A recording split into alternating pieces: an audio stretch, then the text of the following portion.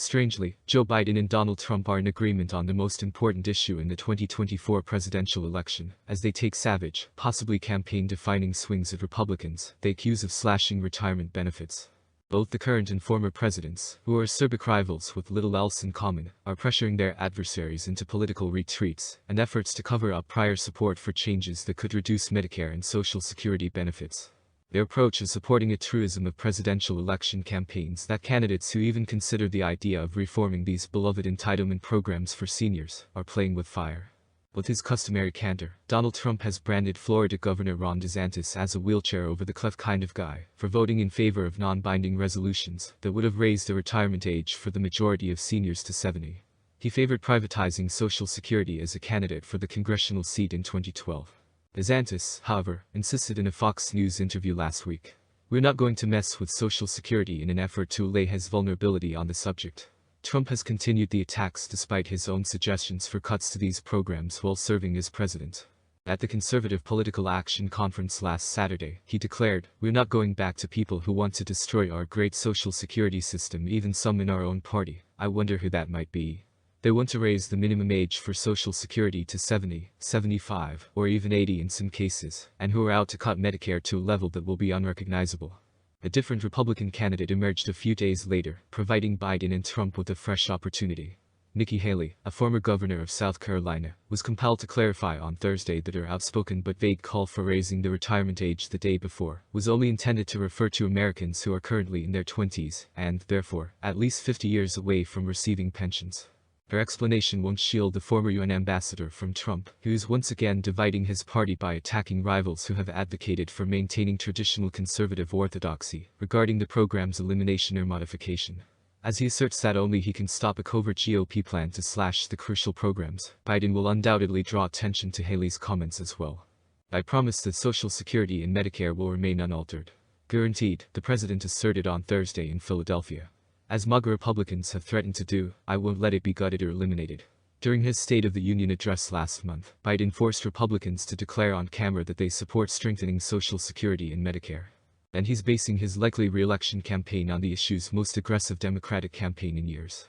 While some of his criticisms are legitimate, others misrepresent quotes from GOP leaders.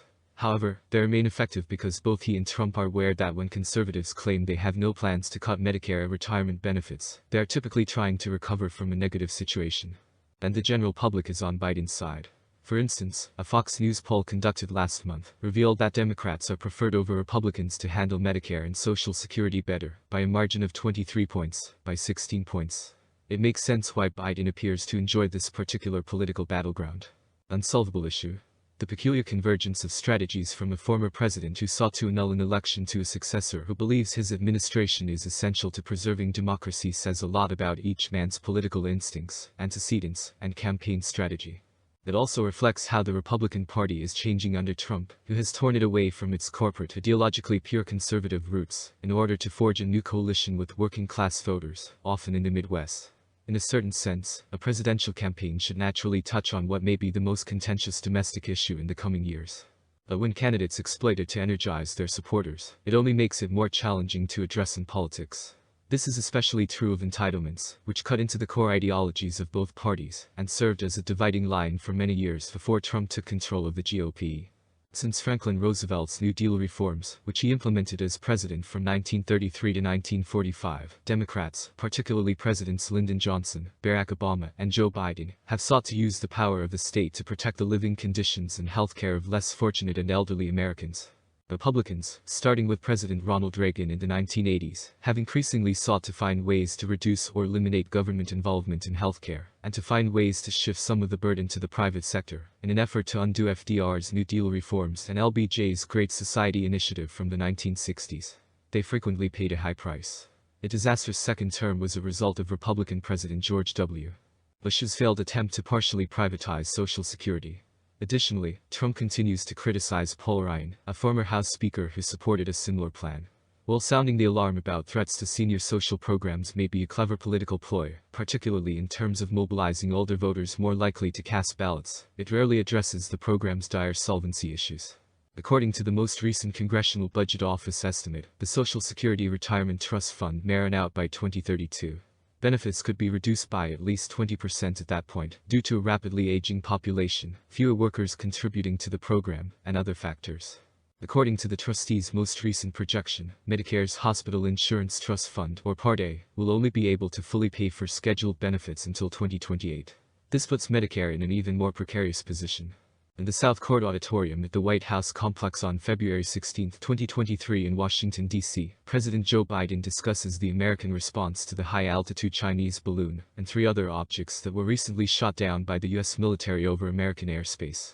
In order to strengthen the program, Biden has proposed a plan to raise taxes on people who make more than $400,000 a year. He has also proposed expanding the range of medications for which the program's managers can negotiate prices.